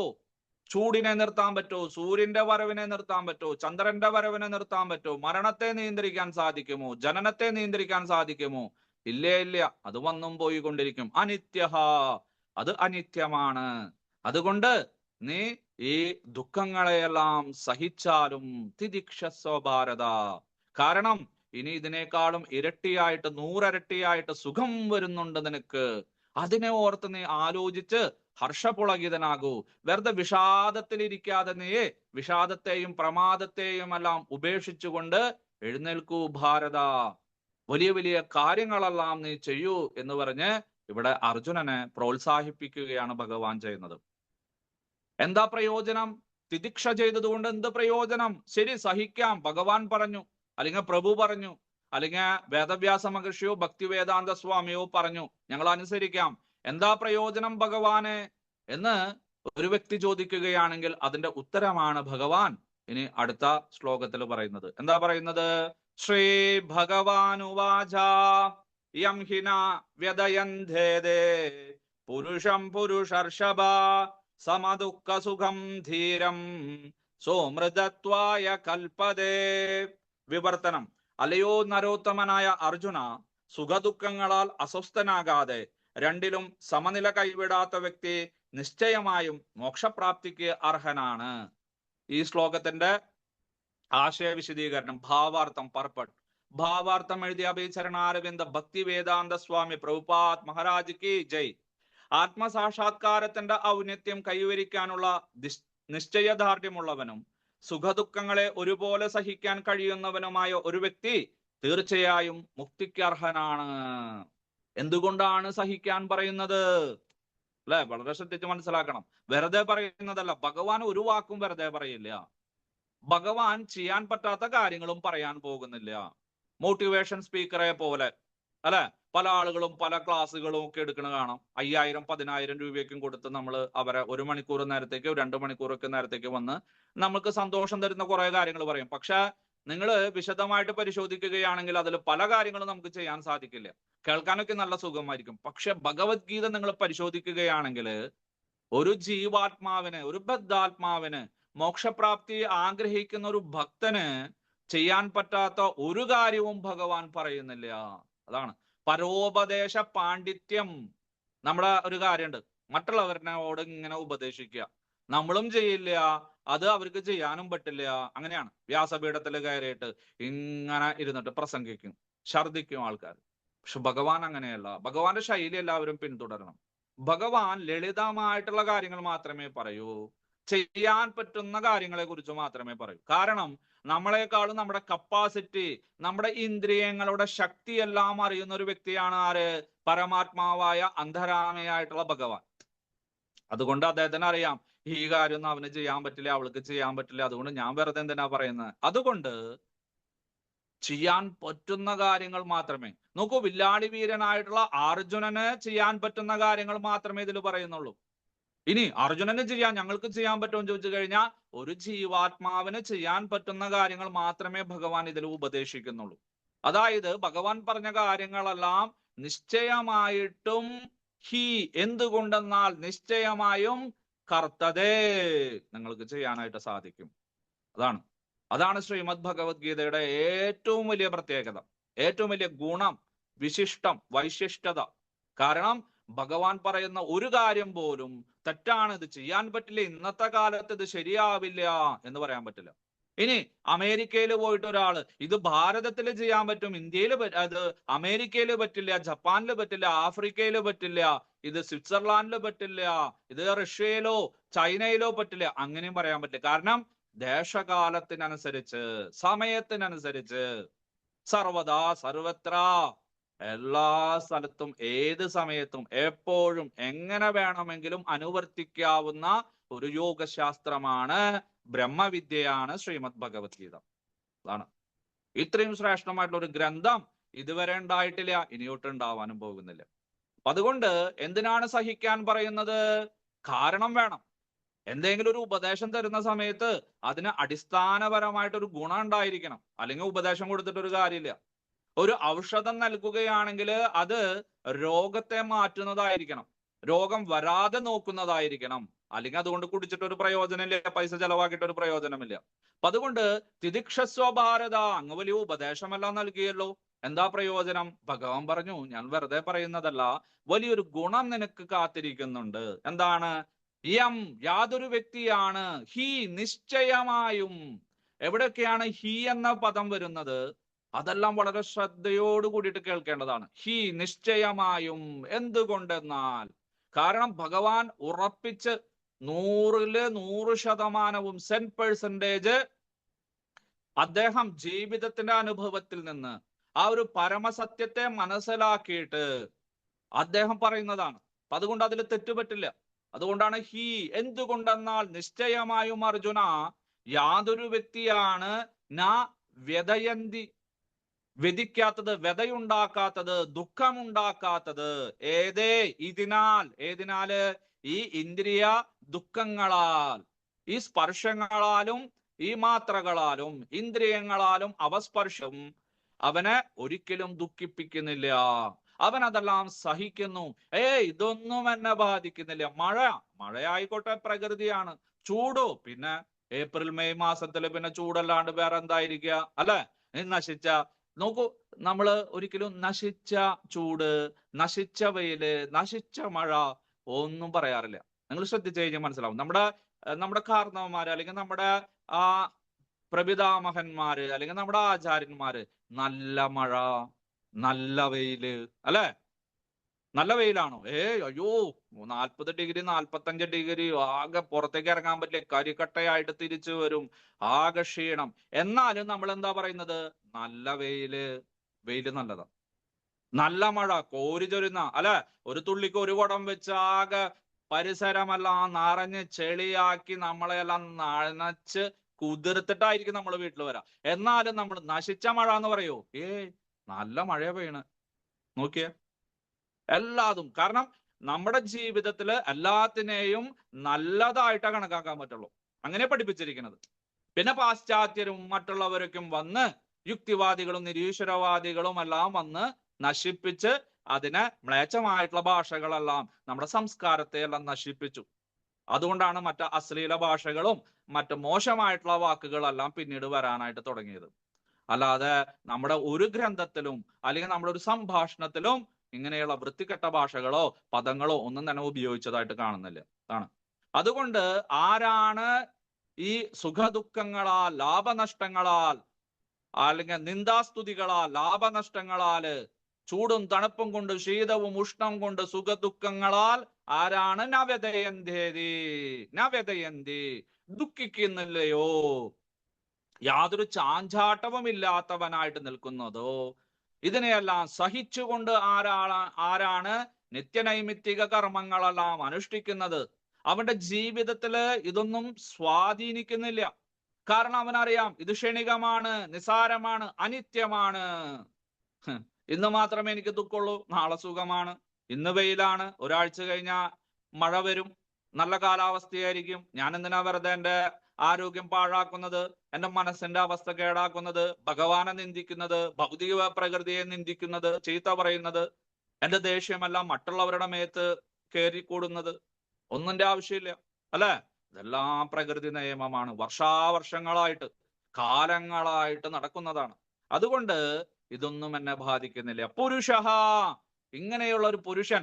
അയ്യോ, പുരുഷന്മാരെ കുറിച്ചിട്ടാ പറയണ, സ്ത്രീകളെ കുറിച്ച് പറയുന്നില്ലല്ലോ, അതുകൊണ്ട് ഞങ്ങൾ ഭഗവത്ഗീത നാളെ പഠിക്കുന്നില്ല എന്നൊന്നും വിചാരിക്കരുത്. കാരണം ഭഗവത്ഗീതയില് പുരുഷഃ അല്ലെങ്കിൽ പുല്ലിംഗമൊക്കെ പറയുന്നത് നോക്കുകയാണെങ്കിൽ എല്ലാവരെയും കുറിച്ച്, മനുഷ്യനെ കുറിച്ചിട്ടാണ് പറയുന്നത്. അല്ലാതെ സ്ത്രീ പുരുഷ ലിംഗമോ അല്ലെങ്കിൽ നപുംസക ഭാവമോ ഒന്നുമല്ല. കുറെ കമ്മ്യൂണിസ്റ്റ് യുക്തിവാദി ആളുകളെല്ലാം എല്ലാം പുരുഷനെ കുറിച്ചിട്ടാണ്, സ്ത്രീകളെ കുറിച്ചിട്ടില്ല എന്ന് പറഞ്ഞ് കുറഞ്ഞ ഫെമിനിസ്റ്റുകളൊക്കെ വന്നിട്ട് ഭഗവത്ഗീത മനുസ്മൃതിക്കും കത്തിച്ചത് സംഭവം ഉണ്ടായി. കാരണം ഇതിൽ സ്ത്രീ വാക്ക് ഉപയോഗിക്കുന്നില്ല. മാത്രമല്ല സ്ത്രീകളെ കുറിച്ചിട്ട് മോശമായിട്ടുള്ള 2-3 സ്ഥലത്ത് മോശമെന്ന് തോന്നിക്കാവുന്ന രീതിയിലുള്ള കുറച്ച് ഇതൊക്കെ, സ്ത്രീയോ വൈശ്യസ്തഥാ ശൂദ്രഹ എന്നൊക്കെ പറഞ്ഞിട്ട്. പക്ഷെ അതിന്റെ ആ അർത്ഥം മനസ്സിലാക്കുമ്പോൾ, നിഗൂഢമായിട്ടുള്ള അതിന്റെ അർത്ഥം മനസ്സിലാക്കുമ്പോൾ ഭഗവാൻ പറഞ്ഞതാണ് ശരി, വേദവ്യാസ മഹർഷി പറഞ്ഞതാണ് ശരി എന്നൊക്കെ മനസ്സിലാവും. അർത്ഥം അറിയാതെ വെറുതെ കിടന്നിട്ട് നാസ്ത്രീ സ്വതന്ത്രമർഹസി എന്നൊക്കെ പറയുന്ന കുറെ ആളുകള് മനുസ്മൃതി കത്തിക്കും, ഭഗവത്ഗീത കത്തിക്കും. അപ്പൊ ഇവിടെ നിങ്ങൾക്ക് തോന്നുന്നു പുരുഷനെ കുറിച്ചിട്ടാ പറയുന്നത്, ഞങ്ങൾ മാതാജിമാരനെ കുറിച്ചിട്ടൊന്നും പറയുന്നില്ലല്ലോ എന്നൊന്നും നിങ്ങൾ വിഷമം വിചാരിക്കേണ്ട. ഇവിടെ മനുഷ്യനെ കുറിച്ചിട്ടാണ് പറയുന്നത്, ജീവാത്മാക്കളെ കുറിച്ചിട്ടാണ് പറയുന്നത്. ആണ് യം ഹിനാവ്യതയന്ധേതേ പുരുഷം, യാതൊരു പുരുഷനാണ് ദുഃഖിക്കാൻ അർഹതയില്ലാത്തത് ഈ വക കാര്യങ്ങള്, ശീത ഉഷ്ണ ലാഭ നഷ്ട സുഖ ദുഃഖ തുടങ്ങിയുള്ള ദ്വന്ദ്ങ്ങളാല് അവന്റെ ജീവിതം വ്യതിക്കാത്തത്, ദുഃഖമില്ലാത്ത അവസ്ഥയെ പ്രാപിക്കുന്നത്. പുരുഷർഷഭ, പുരുഷന്മാരിൽ ശ്രേഷ്ഠനായവനെ. അർജുന കേമ വില്ലാളി വീര ധീര സുധീര. നോക്കൂ, അങ്ങനെ പ്രോത്സാഹിപ്പിക്കുക, മോട്ടിവേഷൻ കൊടുക്കുക, നീ എഴുന്നേൽക്കൂ, നീ പുരുഷന്മാരില് ഏറ്റവും ശ്രേഷ്ഠനായവനാണ്. ഇവിടെയുള്ള ഈ കാണുന്ന എല്ലാ രാജാക്കന്മാരിൽ വെച്ച്, സർവയോദ്ധാക്കളിലും വെച്ച്, വിലാളി വീരന്മാരിൽ വെച്ച്, ആയുധധാരികളിൽ വെച്ച്, രഥികളിൽ വെച്ച്, അതിരഥികളിൽ വെച്ച്, മഹാരഥികളിൽ വെച്ച് നീ ശ്രേഷ്ഠനാണ്. നിനക്ക് ചെയ്യാൻ സാധിക്കും, നിന്നെ കൊണ്ട് മാത്രമേ ചെയ്യാൻ സാധിക്കുള്ളൂ. പുരുഷർഷഭ സമദുഃഖ സുഖം ധീരം, ധീരനായിട്ടുള്ള വ്യക്തിയാവൂ നീ. അല്ലെ, ധിയം രാധീതി ധീരഹ. അല്ലാതെ തമിഴ് സിനിമയില് അല്ലെങ്കിൽ മലയാള സിനിമയിലൊക്കെ കാണുന്ന മാതിരി 10-25 പേര് വരുന്നു, ഇടിച്ച് അവരുടെ ചമ്മന്തിയാക്കുന്നു, അടിച്ചോടിപ്പിക്കുന്നു. ധീരൻ ഓടി വരുന്ന പോത്തിനെ, ഓടി വരുന്ന പശുവിനെ, കാളയെ, ആനയെ തടഞ്ഞു നിർത്തുന്നു. ഇതൊന്നല്ല ധീര. ധിയം, ബുദ്ധിയെ ആരാണ് സ്വാധീനിക്കുന്നത്, സംയമിക്കുന്നത്, നിഗ്രഹിക്കുന്നത്, നിയന്ത്രിക്കുന്നത്? അവനാണ് ധീരൻ. എപ്രകാരം? സമഭാവനയോട് കൂടിയിട്ട്, സമ്യക്കായിട്ട്, ദുഃഖ സുഖം, സുഖദുഃഖങ്ങളെ എന്താണെന്ന് മനസ്സിലാക്കിയിട്ട് അവയെ സമമായിട്ട് തിദിക്ഷ ചെയ്യുന്നവൻ ആരോ അവനാണ് ധീരൻ. അവന് ഭൗതിക വിഷയങ്ങള്, ശബ്ദസ്പർശ രൂപരസഗന്ധങ്ങൾ ഒന്നും തന്നെ അവന് ദുഃഖം നൽകുന്നില്ല. ശരി, എന്താ പ്രയോജനം? അമൃതത്വായ കൽപ്പതേ സ, അവൻ, അദ്ദേഹം, അവള്, ആ പുരുഷൻ, ആ സ്ത്രീ, അബ്രഹ്മചാരി, ആഗ്രഹസ്ഥാശ്രമി, അസന്യാസി, അയോഗി, അബ്രാഹ്മണൻ, അക്ഷത്രിയൻ, വൈശ്യൻ, ശൂദ്രൻ, വൃദ്ധൻ, ബാലൻ, ബാലിക, സ, അവനോ അവളോ അമൃതത്വായ കൽപ്പതേ, മൃതമല്ലാത്ത അവസ്ഥയെ, അമൃതത്തിന്, മരണമില്ലാത്ത അവസ്ഥയെ പൂകുന്നു. കൽപ്പതേ, കൽപ്പിക്കപ്പെട്ടിരിക്കുന്നു. ഇത് എന്റെ അഭിപ്രായമല്ല, ഇതെന്റെ ഗുരു പറഞ്ഞു തന്നതാണ്. ഗുരുശിഷ്യ പരമ്പരയുടെ മഹാത്മ്യം പറയാണ്. കൽപ്പതേ, കേട്ടിട്ടുണ്ട്, അറിഞ്ഞിട്ടുണ്ട്. ആരിൽ നിന്ന്? എന്റെ ആധ്യാത്മിക ഗുരുവിൽ നിന്ന്, എന്റെ ആധ്യാത്മിക ആചാര്യനിൽ നിന്ന് ഞാൻ കേട്ടിട്ടുണ്ട്. എന്ത്? അമൃതത്വായ കൽപ്പതേ, അവൻ മൃതനല്ലാത്തൊരവസ്ഥയിലേക്ക്, മരണമില്ലാത്ത അവസ്ഥയിൽ എത്തിച്ചേരുന്നു. എന്ന് വെച്ചാൽ 500,000 കൊല്ലം ജീവിക്കുന്നതാണോ? അല്ല. അവന്റെ ഭൗതിക ശരീരം നശിച്ചാലും അവന്റെ ആത്മാവ് നശിക്കുന്നില്ല. അവൻ പുനർജന്മമില്ലാത്തൊരവസ്ഥയിൽ എത്തിച്ചേരുന്നു. കാരണം ഏറ്റവും വലിയ ഭയമാണ് മരണഭയം. അപ്പൊ ഭഗവത്ഗീതയിൽ ആദ്യം പുനർജന്മമില്ല എന്നൊക്കെ പറഞ്ഞു കഴിഞ്ഞാൽ ആളുകൾക്ക് ഒരു സുഖം ഉണ്ടാവില്ല, അംഗീകരിക്കാൻ പറ്റില്ല. അപ്പൊ ആദ്യം എന്ത് പറയണം? നീ മരിക്കുന്നില്ല, നിനക്ക് മരണമുണ്ടാകുന്നില്ല. അപ്പൊ സന്തോഷായി അല്ലെ? ഭഗവത്ഗീത വായിക്കുന്ന ആൾക്ക് എനിക്ക് മരണമുണ്ടാകുന്നില്ല. കാരണം എന്റെ ഏറ്റവും വലിയ ഭയം എന്താണ്? മരണഭയം. പറയാ ആൾക്കാര്, ഇന്ന് അങ്ങോട്ട് മരിച്ചാൽ നന്നായിരുന്നു എന്റെ പ്രഭു, അയ്യോ എനിക്കൊരു സമാധാനമില്ല, നാളെ തന്നെ മരിച്ചാ മതി, എന്റെ മക്കളുടെയും മരുമക്കളുടെയും അവരുടെ ഇടയിലൊന്നും ജീവിക്കാൻ പറ്റണില്ല, ആ കർമ്മികളുടെ ഇടയിലൊക്കെ പറയും. ശരി മാതാജി, ഞാൻ നാളെ മരിക്കാനായിട്ട് പ്രാർത്ഥിക്കാം. അയ്യോ വേണ്ട പ്രഭു, കുറച്ചു നാളും കൊണ്ട് ജീവിച്ചിരുന്നോട്ടെ എന്ന് പറയും. അപ്പൊ അതാണ് മരണഭയം. ആ മരണഭയത്തെ ഇല്ലാതാക്കാൻ വേണ്ടിയിട്ട് ഭഗവാൻ പറയാണ്, സ, അവൻ, അവൾ, അമൃതത്വായ, മൃതമല്ലാത്തൊരവസ്ഥയെ, മരണമില്ലാത്തൊരവസ്ഥയെ, മോക്ഷത്തിന്, മുക്തിക്ക്, പരമപദപ്രാപ്തിക്ക്, വൈകുണ്ഠലോക പ്രാപ്തിക്ക്, ഗോലോക വൃന്ദാവന പ്രാപ്തിക്ക് അവൻ കൽപ്പിക്കപ്പെട്ടിരിക്കുന്നു എന്ന് ഞാൻ പഠിച്ചിട്ടുണ്ട്, എനിക്ക് പറഞ്ഞു തന്നിട്ടുണ്ട്. അപ്പൊ ആദ്യം മോക്ഷം, മുക്തി എന്നൊക്കെ പറഞ്ഞു കഴിഞ്ഞെന്ന് വെച്ചാൽ അംഗീകരിക്കാൻ സാധിക്കില്ല. ആളുകൾ തെറ്റിദ്ധരിക്കും. ഇത് നാരങ്ങ സർവത്തില് ഉപ്പലിയുന്ന പോലെയോ, അല്ലെങ്കിൽ ജ്യൂസില് പഞ്ചസാര അലിഞ്ഞു ചേരുന്നത് പോലെയോ, അല്ലെങ്കിൽ പാലില് പഞ്ചസാര അലിഞ്ഞു ചേരുന്ന പോലെയോ ആണോ മോക്ഷം, മുക്തി? അയ്യോ, ഞങ്ങളുടെ വ്യക്തിത്വം നഷ്ടപ്പെടുമോ എന്നെല്ലാം പേടിക്കും ആളുകൾ. അപ്പൊ വേറൊരു ഭയം വരും. അതുകൊണ്ട് ആദ്യമേ തന്നെ പറയുന്നു അമൃതത്വായ കൽപ്പതേ. പിന്നെ കുറച്ച് കഴിഞ്ഞാൽ ഈ ശാസ്ത്രമെല്ലാം നമ്മൾ പതുക്കെ പതുക്കെ മനസ്സിലാവുമ്പോൾ ഭഗവാൻ പതുക്കെ പുനർജന്മന വിദ്യതേ, നിങ്ങൾക്ക് പുനർജന്മം ഉണ്ടാവില്ല. അപ്പൊ സന്തോഷായി. ഓ, ഞങ്ങൾക്ക് മരണവും ഉണ്ടാകുന്നില്ല, ഞങ്ങൾക്ക് പുനർജന്മവും ഉണ്ടാകുന്നില്ല. രണ്ടുമില്ല. രണ്ടും ഒന്ന് തന്നെയാണ് വാസ്തവത്തിൽ. പക്ഷെ വ്യത്യസ്ത തലത്തിൽ ഇതെന്ന് പറയുമ്പോഴാണ് അതിന്റെ ഒരു സ്വീകാര്യത നമുക്ക് ലഭിക്കുന്നത്. അപ്പൊ ഭഗവാൻ ആദ്യമേ പറയുന്നു അമൃതത്വായ, മരണമില്ലാത്ത അവസ്ഥയെ പോകുന്നു. അല്ല, ഈ മരണം എന്ന് പറഞ്ഞെന്ന് വെച്ചാൽ ഈ ഭൗതിക ശരീരം ഉപേക്ഷിക്കുന്നത് മാത്രമാണോ മരണം? അല്ല. ജീവിതത്തിൽ നിങ്ങൾ ദിവസവും മരിച്ചുകൊണ്ടിരിക്കുകയാണ്. ഓരോ സൂര്യാസ്തമയവും കഴിയുമ്പോഴും നിങ്ങൾ മരിച്ചുകൊണ്ടിരിക്കുകയാണ്.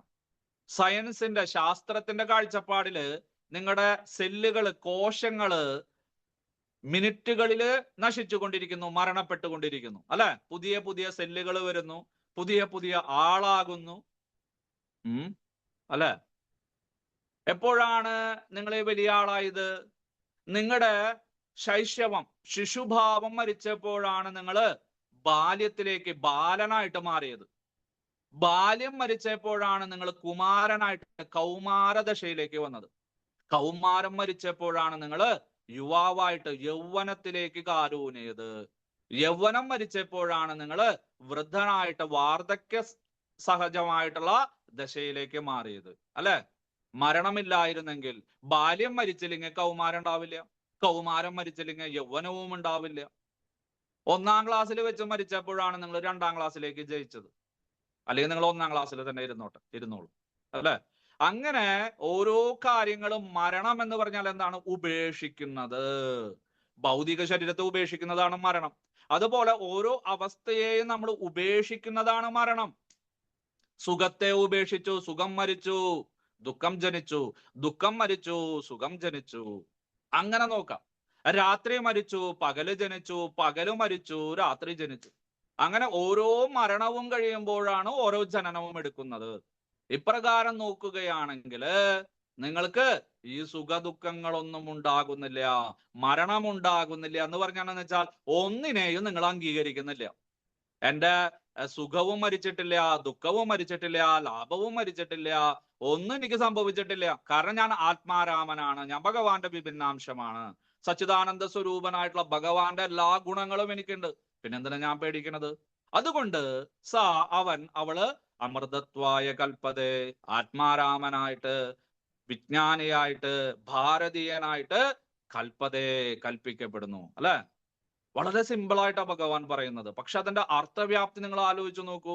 കാരണം ജീവിതത്തില് ഒന്നിനെ കുറിച്ചും ചിന്തിക്കേണ്ടതായിട്ടോ, വ്യതയുണ്ടാക്കുന്ന ദുഃഖത്തെ കുറിച്ചോ ഒന്നിനെ കുറിച്ചും വേവലാതിപ്പെടേണ്ടതില്ല. കാരണം മാറ്റം പ്രകൃതി നിയമമാണ്. അത് നമ്മളെ കൊണ്ട് പറ്റില്ല. അതിനനുസരിച്ച് ജീവിക്കുക, നമ്മുടെ കർത്തവ്യങ്ങളെല്ലാം നല്ല പോലെ ആചരിച്ചനുഷ്ഠിക്കുക.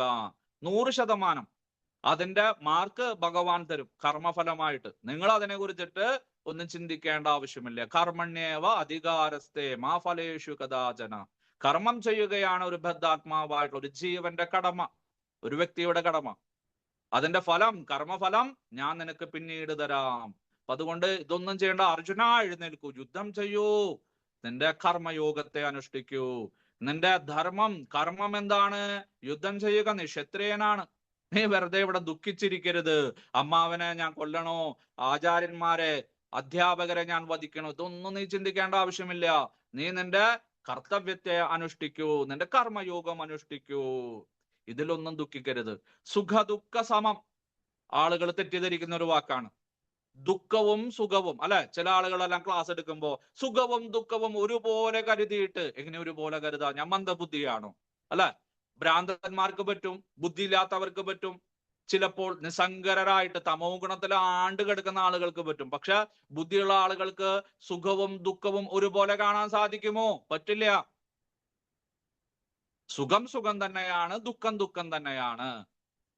അതിനൊരിക്കലും സുഖത്തെ ദുഃഖമായിട്ടോ ദുഃഖത്തെ സുഖമായിട്ടോ കാണുവാൻ സാധിക്കില്ല.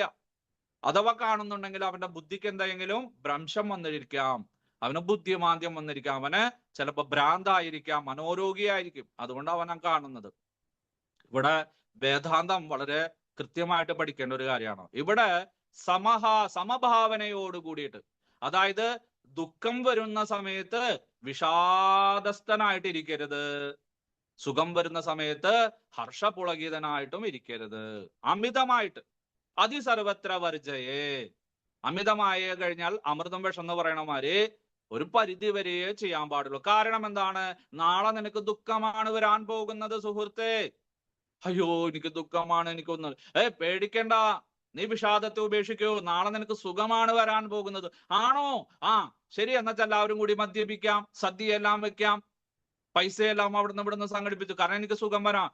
സുഹൃത്തെ, നിനക്ക് മറ്റന്നാ ദുഃഖമാണ് വരാൻ പോകുന്നത്. അയ്യോ, ഇങ്ങനെ ജീവിതത്തില് സുഖദുഃഖങ്ങള് ആഗമ പായിനോ അനിത്യഹ വന്നും പോയിക്കൊണ്ടിരിക്കും. അതിനനുസരിച്ച് ബുദ്ധിയോട് കൂടിയിട്ട്, സമ്യക് ഭാവനയോട് കൂടിയിട്ട്, സമ്യക്കായിട്ട്, സമനായിട്ട് അതിനെ നിയന്ത്രിച്ചുകൊണ്ട് ജീവിതത്തിൽ അനുവർത്തിക്കൂ എന്നാണ് പറയുന്നത്. അല്ലാതെ സുഖത്തെ ദുഃഖമായിട്ടും ദുഃഖത്തെ സുഖമായിട്ടും കരുതി ജീവിക്കാനല്ല പറയുന്നത്, തെറ്റിദ്ധരിക്കരുത്. വീട്ടിലെ ചിലപ്പോ മുത്തശ്ശിമാരും മുത്തശ്ശന്മാരൊക്കെ കുട്ടികളെ ചീത്ത പറയുന്നത് കാണാനായിട്ട് സാധിക്കും, അല്ലെ? അവര് സന്ധ്യാസമയത്തോ എപ്പോഴേക്കും ഏതെങ്കിലും സിനിമാ രംഗങ്ങളോ അല്ലെങ്കിൽ പാട്ട് രംഗങ്ങളോ അല്ലെങ്കിൽ ജീവിതത്തിൽ തന്നെ പല അവസ്ഥകളിൽ ഉണ്ടായിട്ടുള്ള തമാശകളെല്ലാം പറയും. എടി നീ കേട്ടാ, ഞാൻ അവിടെ ക്ഷേത്രത്തിൽ പോണ സമയത്ത് അഹഹ എന്ന് പറഞ്ഞ കുട്ടികളെല്ലാം ചിലപ്പോ കൈകൊട്ടി ആർത്ത് അട്ടഹസിച്ച് ചിരിക്കുമ്പോ മുത്തശ്ശി വന്നിട്ട്, കുട്ടികളെ നിർത്തൂ, സന്ധ്യാസമയത്താണോ അത് ചിരിക്കുന്നത്? രാത്രി നിങ്ങൾക്ക് ഉറങ്ങാൻ പറ്റില്ല, വലിയൊരു അപകടം ഉണ്ടാവും എന്നൊക്കെ പറഞ്ഞ് കുട്ടികളുടെ വായ അടപ്പിക്കുന്ന ഒരു രീതിയിലാണ് നിങ്ങൾ ചില തറവാടുകളിലെല്ലാം പോയി കാണാനായിട്ട് സാധിക്കും. അങ്ങനെയുള്ള മുത്തശ്ശിമാരോട് പറയാൻ ഒന്നേ ഉള്ളൂ, കുട്ടികള് പുഞ്ചിരിച്ചോട്ടെ, ചിരിച്ചോട്ടെ, ആഹ്ലാദിച്ചോട്ടെ, യാതൊരു വിരോധമില്ല. കാരണം ഇപ്പോഴേ അവർക്ക് സന്തോഷിക്കാൻ പറ്റുള്ളൂ. അവരോട് പറയാ, ഉണ്ണികളെ നിങ്ങൾ ആഹ്ലാദിച്ചോളൂ, ഹർഷത്താൽ നിങ്ങൾ മുഴുകിക്കോളൂ, ആനന്ദ നൃത്തം ചെയ്തോളൂ. പക്ഷെ ദുഃഖം വരുമ്പോഴും ഈ ഒരു അവസ്ഥ തന്നെ ആയിരിക്കണം നിങ്ങളുടെ ജീവിതത്തിൽ. അപ്പോ എനിക്കൊന്നും പറ്റില്ല മുത്തശ്ശേനി, എന്നോടൊന്നും പറയരുതേ, ഞാനൊരു ജോലിയും ചെയ്യില്ല, ഞാനൊരു സ്ഥലത്തേക്കും പോകില്ല, ഞാൻ ഉറങ്ങാൻ പോകുകയാണ്, എനിക്ക് ദുഃഖം വന്നല്ലോ എന്നുള്ളൊരു അവസ്ഥയെ നീ പ്രാപിക്കരുത്. ഇപ്പോൾ എപ്രകാരമാണ് നീ സന്തോഷിക്കുന്നത്, അതേ സന്തോഷം തന്നെ നിന്റെ ദുഃഖത്തിലും നീ കാണിക്കണം. സമാ സുഖ ദുഃഖ, ഇതാണ്. അല്ലാതെ അവരോട് സദാസമയത്ത് സന്തോഷിക്കരുത് സന്തോഷിക്കരുത്, പിന്നെ എപ്പോഴാ സന്തോഷിക്കാൻ പറ്റുക അവർക്ക്, അല്ലെ? അവരുടെ ജീവിതം ദുരിതപൂർണമായിട്ട് തീരും. അതുകൊണ്ട് അവര് സന്തോഷിക്കേണ്ട സമയത്ത്, ചിരിക്കേണ്ട സമയത്ത്, തമാശകൾ പറയേണ്ട സമയത്ത് അവര് ചെയ്തോട്ടെ. പക്ഷെ അവരോട് കൊടുക്കാനുള്ള ഉപദേശം എന്താണ്? ദുഃഖവും വരാൻ സാധ്യതയുണ്ട് ഉണ്ണിയോളെ, കുട്ടിയോളെ. ആ സമയത്ത് നിങ്ങൾ ഇപ്പോൾ എപ്രകാരമാണ് ഈ സന്തോഷത്തെ നിങ്ങൾ അഭിമുഖീകരിക്കുന്നത്, ആ ഒരു അവസ്ഥ തന്നെ ദുഃഖത്തെയും നിങ്ങൾ കണ്ടെത്തിയിട്ട് അതില് ആഹ്ലാദചിത്തരായിട്ട് ആ സമയത്തെയും നിങ്ങൾ അഭിമുഖീകരിക്കണം എന്നുള്ള ഉപദേശമാണ് കൊടുക്കേണ്ടത്. അല്ലാതെ വെറുതെ ഒരു യുക്തിയില്ലാതെ ഓരോ കാര്യങ്ങൾ പറഞ്ഞിട്ട് അവരെ വിഷമിപ്പിക്കരുത്. എന്നിട്ട് വളരെ വലിയ കഠോപനിഷത്തില് നചികേതസനോട് യമദേവൻ പറയുന്നത്, അല്ലെങ്കിൽ നമ്മുടെ അഥർവവേദമായിട്ടുള്ള പ്രശ്നോപനിഷത്തില് പിപ്പലാദ മഹർഷിയോട് അർത്ഥകാമൻ എന്ന് പറഞ്ഞിട്ടുള്ള ഒരു ശിഷ്യൻ ചോദിക്കുന്ന ഒരു പ്രശ്നമാണ്, അതിനുള്ള ഉത്തരമാണ് ഇവിടെ ഉപനിഷത്തുക്കളിൽ നിന്ന് ഭഗവാൻ പറയുന്നത്. കാരണം ഭഗവത്ഗീത മുഴുവൻ അർത്ഥം പറഞ്ഞില്ലേ, സർവോപനിഷദോ ഗാവോ ദോക്ത ഗോപാലനന്ദനഃ, സർവ ഉപനിഷത്തുകളുടെയും പാലാണ് ഭഗവത്ഗീത. അപ്പൊ ഉപനിഷത്ത് ശ്ലോകങ്ങളെല്ലാം ഇതിൽ കാണും, അതിൽ യാതൊരു മാറ്റമില്ല. അപ്പൊ നമുക്ക് നോക്കാം എന്താണെന്ന്. ശ്ലോകം 16.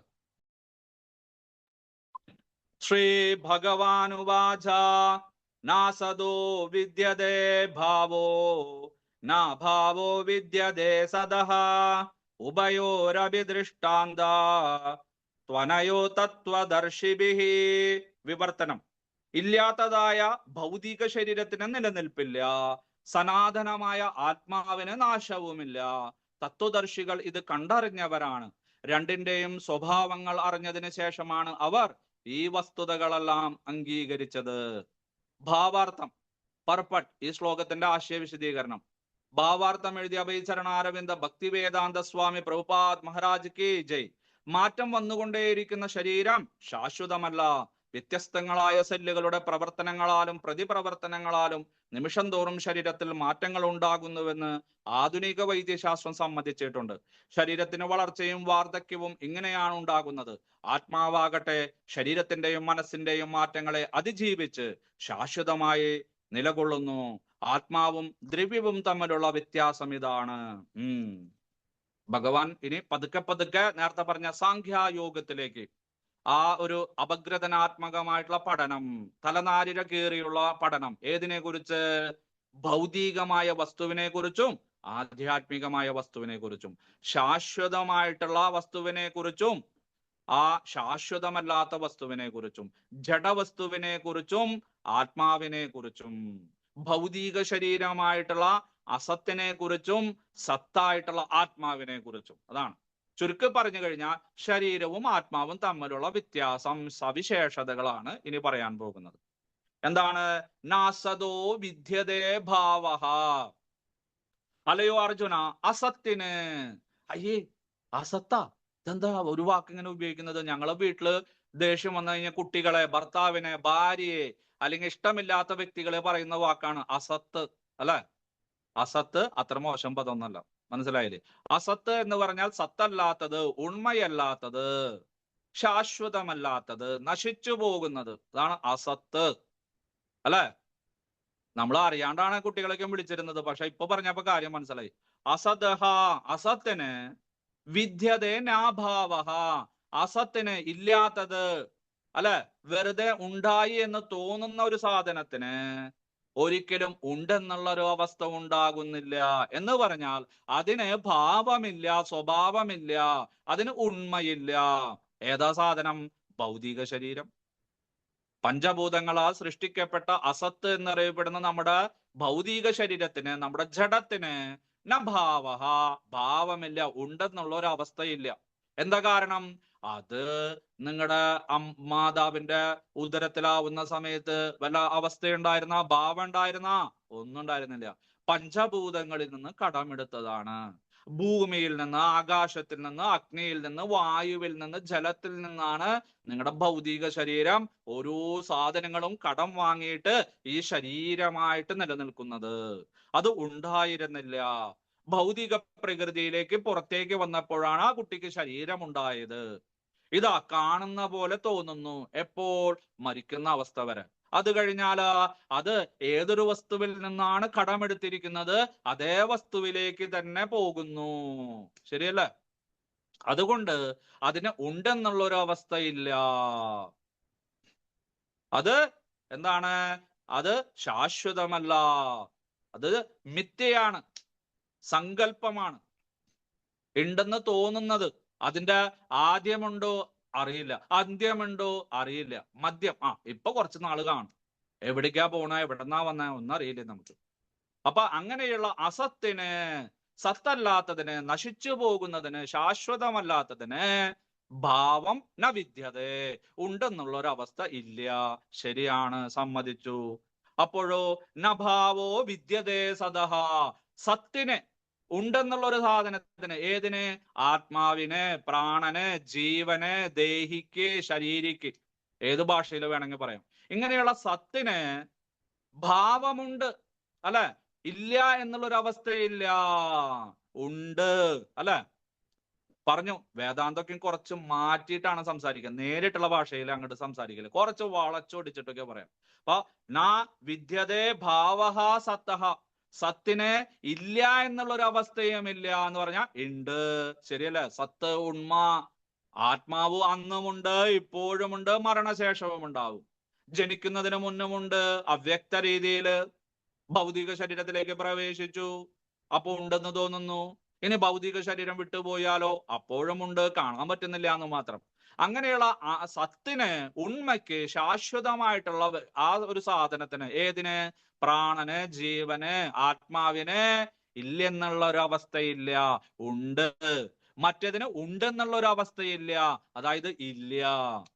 അതാണ് സത്വം അസത്വം തമ്മിലുള്ള വ്യത്യാസം, അതായത് ജഡശരീരവും ആത്മാവും തമ്മിലുള്ള വ്യത്യാസം. ഇതറിഞ്ഞിട്ട് എന്താ പ്രയോജനം?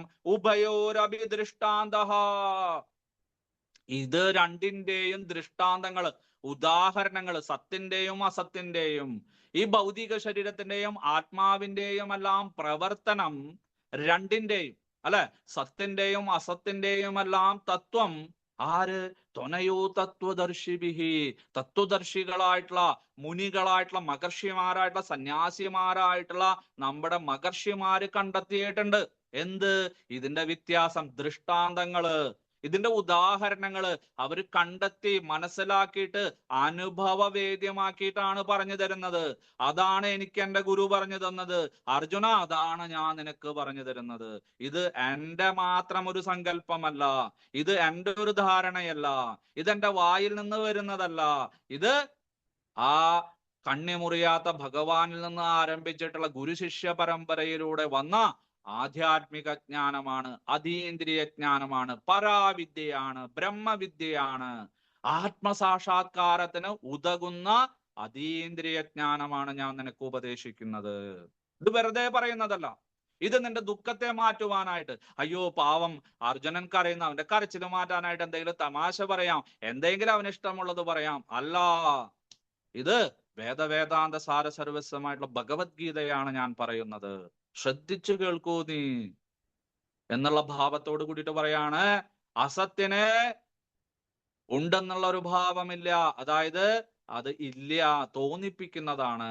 മരക്കുറ്റിയിൽ പ്രേതം ഇരിക്കുന്ന പോലെ, അഴുക്ക് നിറഞ്ഞിട്ടുള്ള ഒരു കയറിൽ പാമ്പിരിക്കുന്നത് പോലെ, അല്ലെ, നമ്മുടെ ഈ ഭൗതിക ശരീരം ഉണ്ടോ?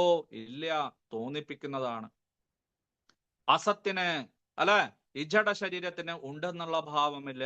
അതേസമയം സത്തിന്, ആ ഉണ്മയ്ക്ക്, അതിൻ്റെ ഉള്ളിലിരിക്കുന്ന ആ ചൈതന്യത്തിന്, ജീവന്, പരമാത്മാവിന് ഇല്ല എന്നുള്ള ഒരു അവസ്ഥയുമില്ല. കാരണം അത് ഉണ്ട്. അത് പണ്ട് പ്രകൃതിയുടെ സൃഷ്ടിയുടെ ആരംഭത്തിൽ സർഗാദിയിൽ ഉണ്ടായിരുന്നു, ഇപ്പോഴുമുണ്ട്, അത് എപ്പോഴും ഉണ്ടായിരിക്കും.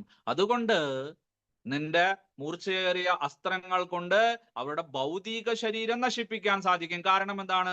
അത് അസത്താണ്, അത് നശിക്കേണ്ടതാണ്, അത് ഉണ്ടായതാണ്, ഉണ്ടായത് നശിച്ചേ മതിയാകൂ. പക്ഷെ നശിക്കാത്തൊരു സാധനമുണ്ട്, ആത്മാവ്, ജീവൻ, പ്രാണൻ. അതിനെ നശിപ്പിക്കാൻ നിന്നെ കൊണ്ട് സാധ്യമല്ല. കാരണം അത് സത്താണ് അർജുന.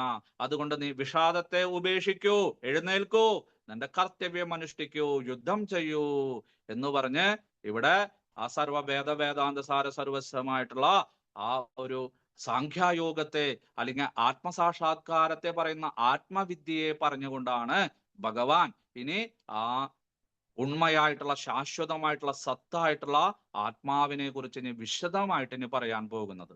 അത് നമുക്ക് അടുത്ത ശനിയാഴ്ച രാവിലെ എടുക്കാം. Hare Krishna. Thank you very much. എല്ലാവർക്കും മനസ്സിലായി എന്ന് തോന്നുന്നു. കുറച്ച് വേദാന്തമാണ്, കുറച്ച് നമ്മൾ കുറച്ച് ശ്രദ്ധയ്ക്കും വേണം, പിന്നെ സ്വാധ്യായം വേണം, പഠിക്കുക. നിത്യാഭ്യാസി ആനയെ എടുക്കും, പയ്യെ തിന്ന പ്ലെയിനും തിന്നാന്നൊക്കെ പറയില്ല, അതുപോലെ ദിവസവും നിങ്ങൾ വായിക്കുക. വായിച്ചു വരുമ്പോ ഇത് ഇത്രയേ ഉള്ളൂ അല്ലേ, അതാണ് ഈ പ്രഭു ഇത്രയും വാചാലമായിട്ട് സംസാരിക്കുന്നത്, അങ്ങനെയൊക്കെ നിങ്ങൾക്ക് തോന്നും. അപ്പൊ വളരെ ലളിതമാണ്, ഏറ്റവും സുഖകരമായ ലളിതമായിട്ടുള്ള ഒരു ഗ്രന്ഥമാണ് ശ്രീമദ് ഭഗവത്ഗീത. അതിനെ ശരണം പ്രാപിക്കുക.